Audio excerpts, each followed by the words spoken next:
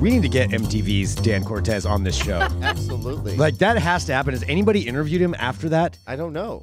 I mean, that's something that feels like it's a good score. After the in some way. Stefan thing, Is you it? think it would have Yeah, happened. I think so. Isn't it? It feels like it would be, but yeah, we'll get to the bottom of that. That's not what we're talking about today. It's Muppets in costumes. That's what we're bringing up. All right. Yep. Hello, everyone. This is Trends with Benefits. Puppets in disguise. This is that. There's what it was. This is Trends with Benefits. This is our weekly roundtable tech podcast here at Digital Trends, where we bring you the trending tech topics and we analyze something. We give you the backstory of it. We talk about where we're at now, and we talk about where it's going to go into the future. And today, it's streaming television. Are we in the golden era of streaming television with all these streaming television wars? How many services do you subscribe to? We're going to get into all of that. Actually, that's a question I want to ask everybody here. I have to think about it myself. So we're going to be discussing all of that and where we're at right now. But first off, I want to say thank you to Indochino, fine sponsor of this episode of Trends with Benefits, and a special sponsorship means that you can get a suit for just $369 at Indochino.com when you enter Digital Trends at checkout. That's Digital Space Trends. So this is a clothing company that's famous for their suits. They're comfortable, they stay cool, and they fit great. And that's 50% off the normal price, and shipping is free. So check that out. Thank you to Indochino. All right, let's introduce our roundtable cast of characters here. I'm Greg Nibbler. To my right, I'm Adrienne Warner, a.k.a. Hot Nozzle. Hot Nozzle. How many services do you subscribe to? 3. 3. Okay. Netflix, Hulu, and HBO Now. Okay. All right. Netflix. Hulu. Yeah, that's solid. Yeah. No Amazon Prime, though. I used to have Amazon Prime. The Amazon screwed up and gave us a student account and never noticed for a really long time. That's awesome. It was really great. So we got Prime for forever, and then they finally figured it out because now we're in our 30s, And they cut you off of so I that? haven't resubscribed. I do need to watch Fleabag though, so maybe somebody will give me their password before I pay more money. There you go. All right. Continuing on. What? Jacob. Kadoosh. Bannon. And that's the show. Thanks for tuning in. I am Caleb Dennison, a.k.a. The Whiskey Mist, a.k.a. Chicken Bone, a.k.a. Stefan. Wow, that was really hard to get out. Yeah. I've been shooting video nonstop since Yeah. 11 o'clock. Yeah. So it's, ooh, Yeah. I'm stumbling all think over you'd myself. be warmed up by You now. no, I'm No, worn at a out. certain You're point, worn it just out. starts I deteriorating. I got warmed up and Yeah. then I plateaued, and now I'm on the downslope. I totally understand that. That can go one of two ways. It's either going to be amazing or it's just a train wreck. But Yeah. either way, it's good for this. So we'll have to see which way Caleb goes. All right. And on the end down here. I am Professor Prindle, do the history segments here. But today I think I'm going to need some help because we have an actual streaming historian sitting right across from me. So When you say historian, I get the feeling you're trying to suggest that I am an elder statesman. no, what I'm saying Sounds like is he's a dinosaur. you've been covering this stuff ever since I started working at DT. So you probably know things that I didn't even include in my little timeline here. So I'm just going to lean on you for some help as we go through some All of this. good. All good. Yeah. All right. You may know some things that I don't know because it's been 8 years and I've forgotten a few things. All right. Yeah. Well, I think the first thing that I'm going to bring up might be something that you didn't know because I didn't know, and I found it out when I was looking up, digging into all of the history of just where streaming TV came from, and I think it might be my favorite internet history fact of all time. Oh, wow. It starts with a nipple. It starts 2000. I mean, that's where you The start. best stories usually do start there. Starting there. So, for those of you who Has saw the everything. 2004 Super Bowl, you may remember what That's happened right. during the halftime show. The wardrobe malfunction. Exactly. Yes. There was a wardrobe malfunction during a dance bit with Justin Timberlake and Janet Jackson, which ultimately results in her boob popping out on live TV. So at that time, You had to there's. say boob instead of breast. I just wanted to point I that really out. just wanted to say titty, so I should have just. Well, now you've said all three. I love the word tit. For some reason, boob felt more appropriate. I don't know what. I have this weird self-censorship thing going on whenever I'm in here. I can't really fully swear, but I want to. Anyway, Always bubbling right beneath the surface. but anyway, after seeing the wardrobe malfunction, this guy Jawed Karim is like, man, I really want to see the replay of that, and gets online and he can't find any clips. So what does he do? He joins forces with Stephen Chen and Chad Hurley, the founders of YouTube. Those three guys created YouTube because Jawed wanted to see Janet Jackson's nipple. This is a piece of history. I was totally unaware that was the case. Me too. I That just is- found out there was about an this. interview about it. He actually said that was the thing that led him to create YouTube. I mean, that is amazing. Just that piece right there is worth this podcast. Yeah. That right there. You know, there it is. You know, YouTube doesn't talk about that now. Like internally, they probably try to suppress it. I'm pretty sure it's not in the welcome aboard package that they bring for new employees when they bring them on. By the way, here's the thing. It's all about the titties. No, that's There's not. probably just like a painting of it, like a mural that's done That's in what I like was a wondering. I was like, how do they Renaissance style. subtly put it in their branding Right. somewhere? Yeah. But yeah, that's really what kicked all this off was YouTube, right? That is so crazy. That's where this whole timeline starts off. So around like the mid 2000s is when internet that most people had was finally fast enough to do like decent video. So around 2005, that's when YouTube launched, and immediately people started using it to put TV and movies on the internet. And that's what we're talking about, is Yeah. not just like streaming videos and dumb little cat videos and whatever, but like actual TV and movies. Right. So that was the first way that it happened, was people just illegally putting stuff up there that was pirated. But then, of course, it progresses. 2005, Apple kind of lets you download TV shows and stuff like that, which is technically not streaming because it's not just Right. streaming your thing. But that was kind of But like that a wasn't- precursor. That was like the first time that you could get movies and TV shows a la carte from the internet. You're watching this on your computer and probably not your mobile device at the time No, because 2005 was before 3G that would have been way too slow. Yeah. Pre- Pre-iPhone. That was Yeah. pre-iPhone for sure. Well, in 2007, which is the next point on my timeline, that's when we did get mobile devices and we had decent 3G. And also, that's when Netflix started offering its first streaming video, in addition to the mail-in DVD thing that they had going on, which was their main business model at the time. Also in 2007 was when the first Apple TV was introduced. It was later that year, which was the first hardware that allowed people to watch internet TV stuff on their actual TV. So you didn't have to use a mobile device or a computer. I didn't And that realize Apple TV was the first to that. Yeah, I didn't either.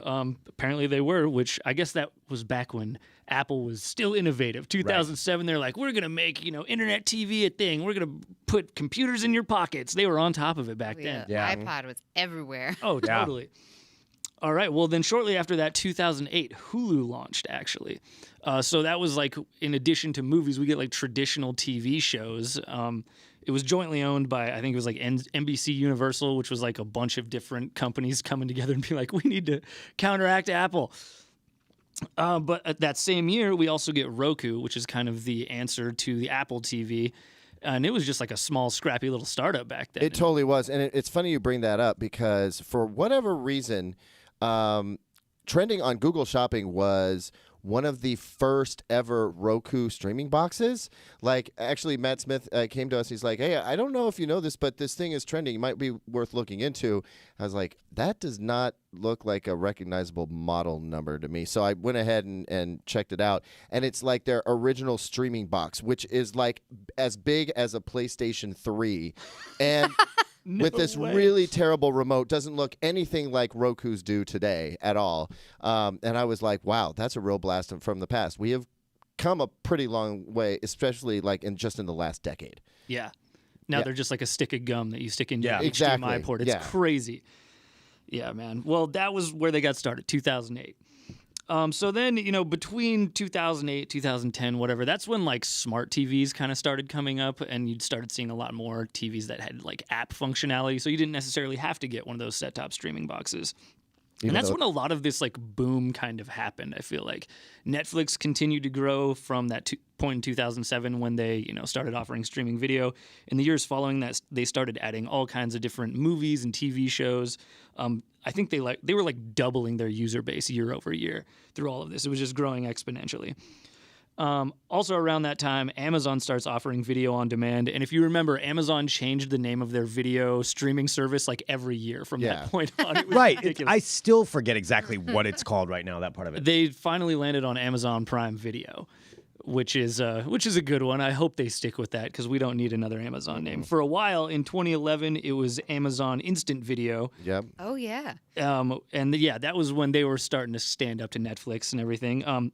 Then, big turning point in 2012, Lilyhammer, the first Netflix I guess it wasn't an original. It actually debuted on like Norwegian TV before then, but it was the first exclusive on Netflix. So it was like for the first time ever, this isn't a TV show that you've watched before.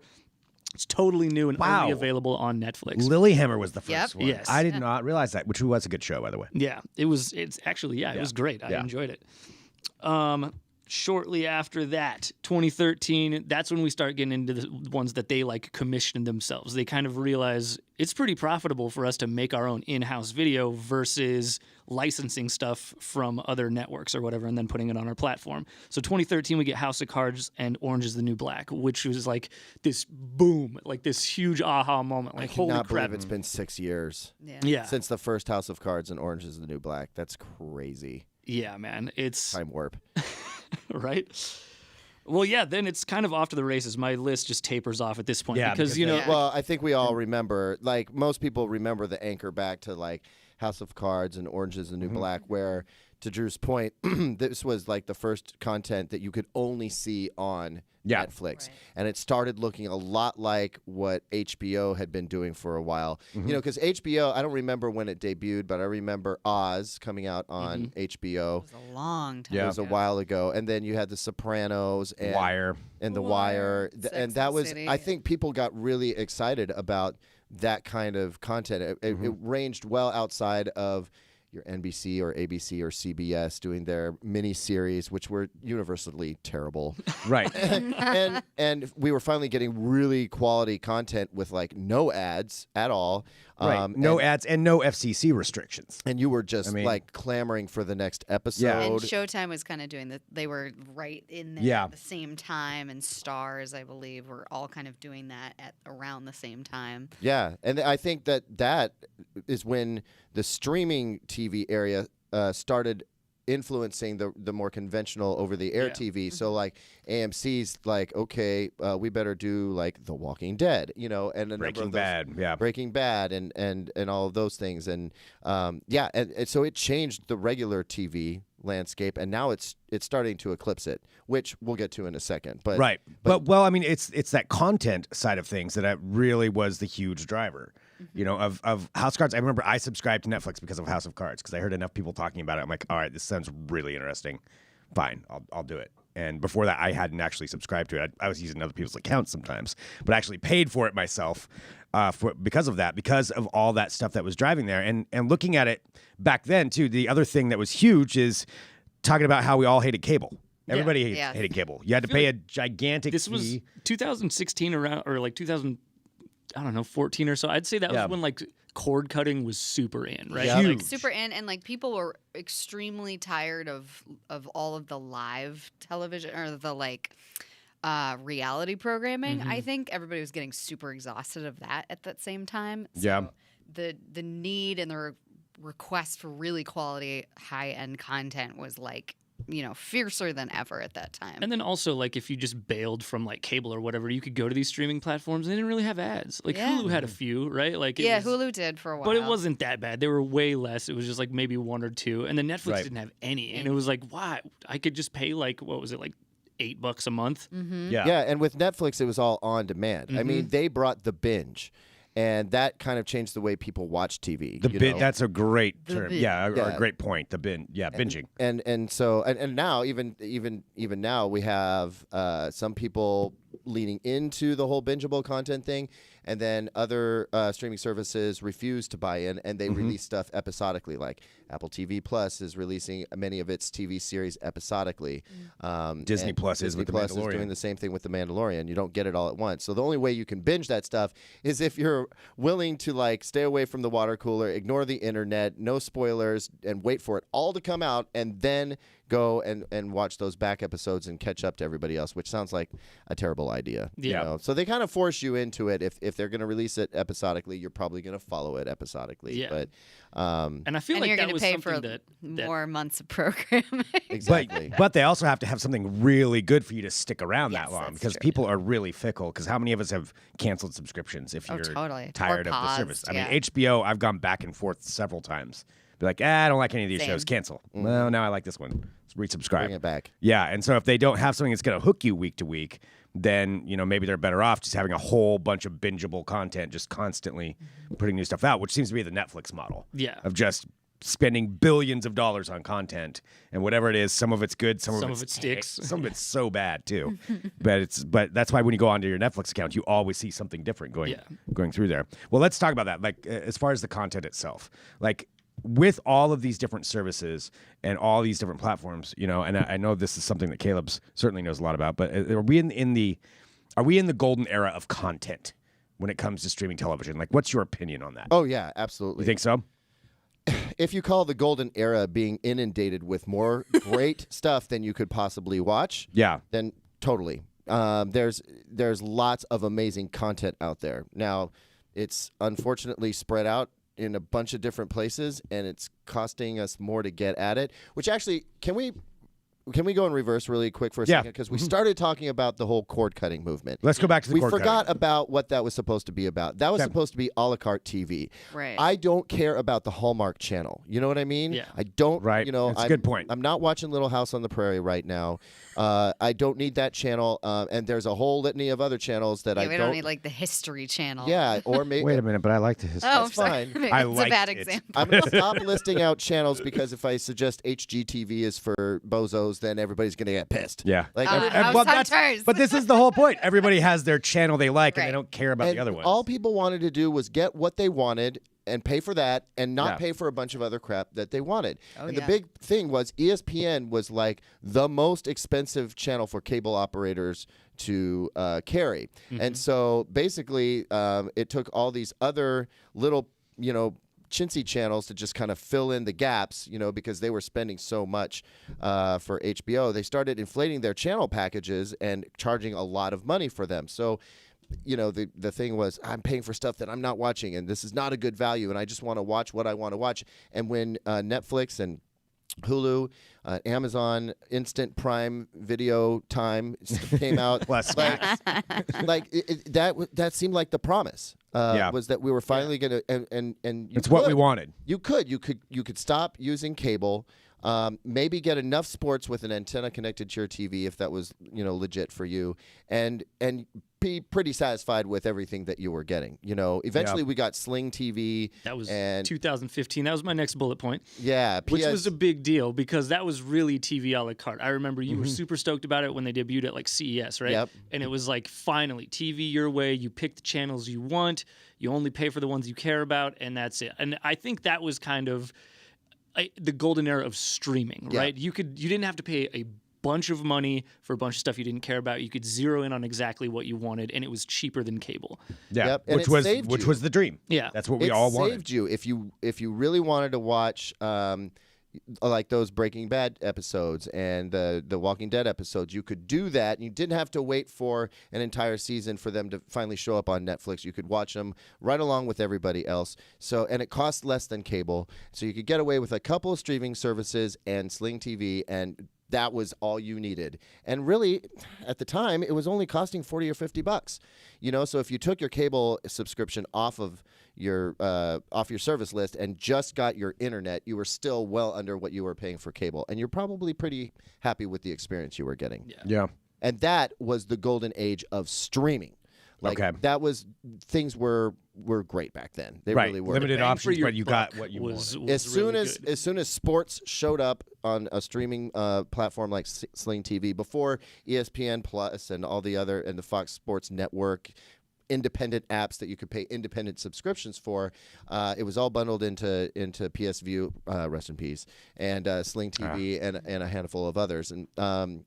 And yeah, that was great. Now we're in the golden age of content, which is wonderful that there's so much wonderful content out there. But the problem, and we can just leapfrog right into the next issue, is that it is so spread out right now among so many different services. And the idea of like saving money is gone now. Yeah. Yeah. Oh, yeah. And, Can't. and that's another one of the issues. I mean, even watching all of that is an issue. But I mean, just thinking about the major players, Hulu, Amazon Prime Video, Instant Now, whatever, Amazon Prime Video, Netflix, you have all your basics right there. But then you have Disney Plus come in. You have Apple TV Plus. HBO Max. You have HBO Max. You have the Peacock network. I mean, I guess there's CBS All Access too. It's in there. They've got a couple of shows that are pretty good. I mean, and every network seems to be coming out with their own streaming platform to where now, like you said, to get all of this content, it's probably, I haven't done the math on it, but I bet once these prices start inflating because everybody's doing these really low intro costs, like Disney Plus is not going to be $6.99 a year from now.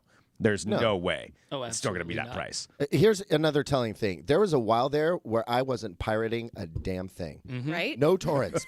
I didn't need to. I got everything I needed right there on demand in most cases, and I was just great. And then we got to where we are now, and I'm just like, I can't afford all of this stuff, and I just don't want to miss that one show, but I'm not going to pay $8 a month for one show. Right.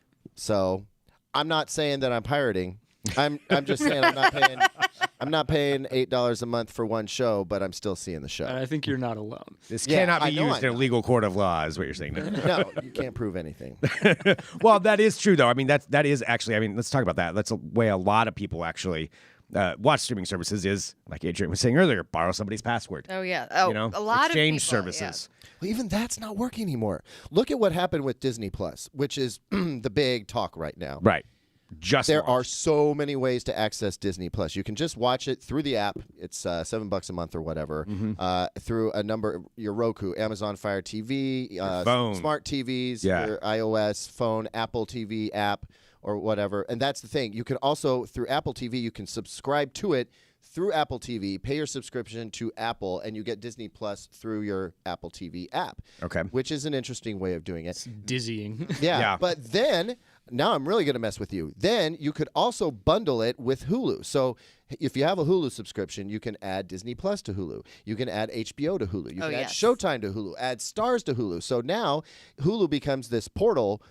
Unfortunately, sorry, Hulu, the worst one to access all this streaming stuff because the user interface sucks. Oh, it's terrible. And the video and audio quality for anybody who cares about that also stinks. Amazon's inner portal's really bad too, But they start throwing bundle pricing at you. Yeah. And now all of a sudden, all Hulu is a new cable company. And that's what it is. We're starting to contract back. Like, are we going to see this contraction on everything? There's a couple of other things. I know there's so much to talk about with this. We probably should have split this up into multiple episodes. But looking at this right now, like you said, there's so many services. And then now we're getting these bundles. We're coming back to that same thing. But what's going to differentiate any of these services is the content. And that's where things like the syndicated programs, where you're seeing these companies paying $500 million for The Office, because that's what people want to watch, going back to some of this old stuff. And it's crazy to me. That's what's going on. Like wild. Friends got $425 million. It is wild. How awesome must it have been to have like a bit part on Friends? Yeah. Like all of a sudden you're getting some nice checks in the mail. I mean, is Friends really that good? No. $425 million It's not. good. I enjoyed it at the time, but Exactly, but people want to binge it. Yeah. Seinfeld getting a bunch of Seinfeld money. Got a bunch of money. Definitely got more than Office, although they're not really disclosing how much. The Big Bang Theory got an insane amount, but I mean, it also made an insane amount of money. So, Right.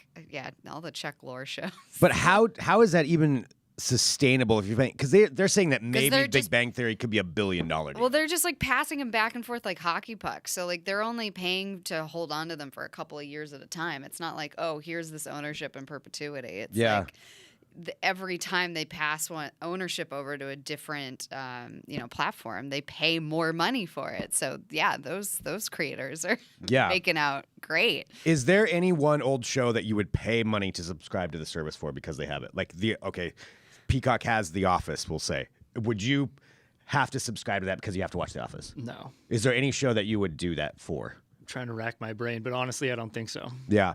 Maybe Arrested no. Development, but Yeah. but I also can maybe not steal it. Okay, yeah, well, there's that option too. Yes, there's that option as well. that's the thing is that no, I would absolutely not that you asked me, Greg, but Right. No, I am. No, I would absolutely not pay for any one particular show. Yeah. Actually, I already said that, so maybe that's why you weren't going to ask. Although me. that's the thing I love about HBO and those like really specialty streaming services is like they own that stuff, and that's what I'm going back for. Yeah, the only one that I could see doing that for is Sopranos. I do love Right, watching The exactly. Sopranos, and yeah, an HBO I would go Max back for Veep for sure. is going to have it. Yeah. Which they're And they're going going to have Cartoon Network shortly, which Yeah. is exciting. But how? Let's look at this bigger picture because I know we're starting to run low on time. Like with all of these services, everything out there, and there's some bundling that's going on. It's not going to be sustainable for all of these. There's no way they can spend at this rate. And $1 billion every year for an old show. I mean, some of them maybe could last for a long time. I suppose Apple, if they wanted to, they could hold out, but they're not going to be making money. And eventually, if you're not making money, are they going to do it? Or do you think it's sustainable to have all of these services? Are we going to see a contraction? Like, where do you think this is going to go?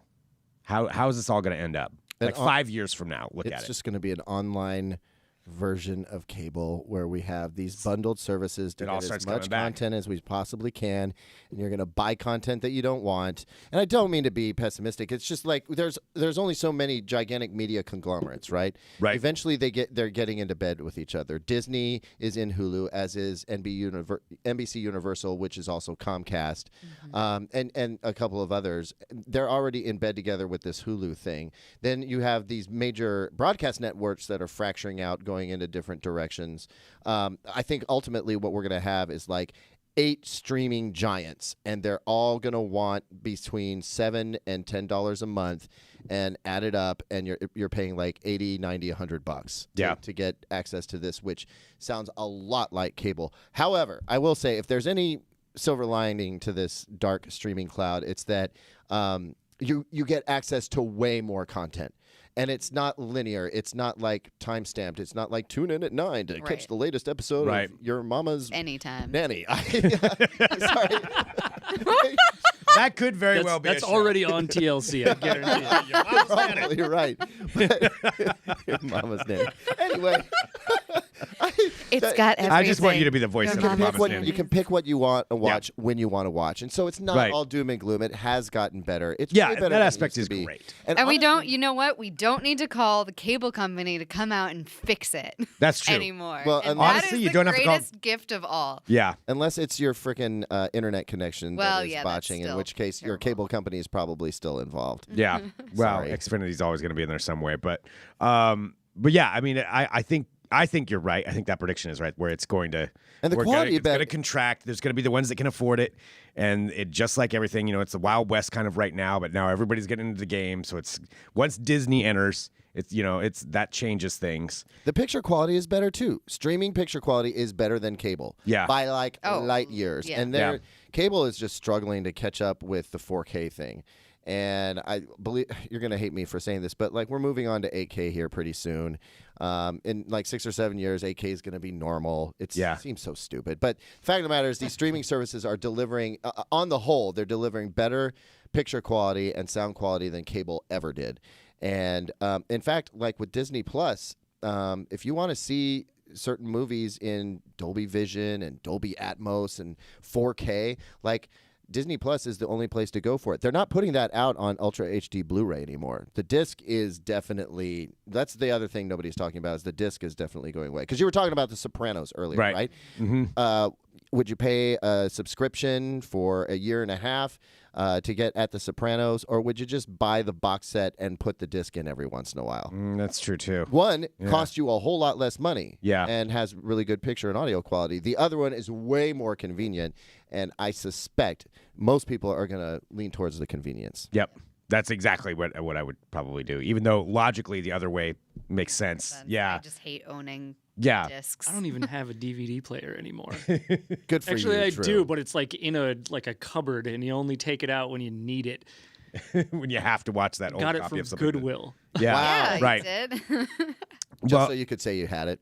Just because it was like, we had a couple movies that was like, I'm not going to get rid of this sweet set of like the Lord of the Rings extended editions. Yeah. Come on, That's man. true. So kept that and then bought a $7 DVD player just so I could watch them occasionally. Wow. Well, to finish up, Drew, we didn't ask you how many streaming services do you I subscribe think to? Or between did I ask? me and my girlfriend, it's like 4. 4 of them? I think so, yeah. So we got she's got Hulu, the HBO bundled into the Hulu, Netflix, and then Amazon. Okay. Caleb? Netflix, Amazon, and Hulu. Right now, honestly, Hulu just for Handmaid's Tale. Yeah. And I'm rethinking that whole thing now. And then I also get Sling TV, but full disclosure, I have a reviewer's account. I don't pay for that. Right. If they were to strip that away from me, don't you dare, Dish Network, by the way, strip my Sling TV away. If they did, though, I would probably pony up and have that because they have a cloud DVR. There's still enough shows out there on those networks that I want to watch. So, yeah, I mean, right now, for me, three. Three are necessary, and one's kind of a bonus. Hulu, I could probably take it or leave it. Yeah, Hulu I don't subscribe to. Netflix, HBO right now, because there's a couple shows on there that I really like. Amazon, because it's wrapped in Amazon Prime, and Disney Plus. I got Disney Plus when it came out. Hulu's the one I use the most, strangely enough. What's that? Hulu's the one I Hulu? use the most. For Yeah, what? Hulu What do you I watch? don't use. Just like for sitcoms and things like that, you know, like Brooklyn Nine-Nine or Yeah. oh God, what was coming out? The Good Place for a while. That's true. I've been watching They like beefed up their anime night as shows, well. like the TV, like SNL and Fallon and Kimmel. I just watch them on YouTube the next day. And they make a lot. And of they YouTube. cut out all the fluff, and I just get the funny stuff. You know Right. what I mean? So, That's what it's come down to now. yep. It's gone from Janet Jackson's nipple to the funny stuff from Jimmy Fallon. It's That all was straight quite a That's long quite a and winding fall. road. That's where we've gone. Well, we're out of time, so I want to say thank you to everybody who tunes into the show live. We are a podcast, though, too, so the audio version is available to download. Each week it's a different episode, each week different topic.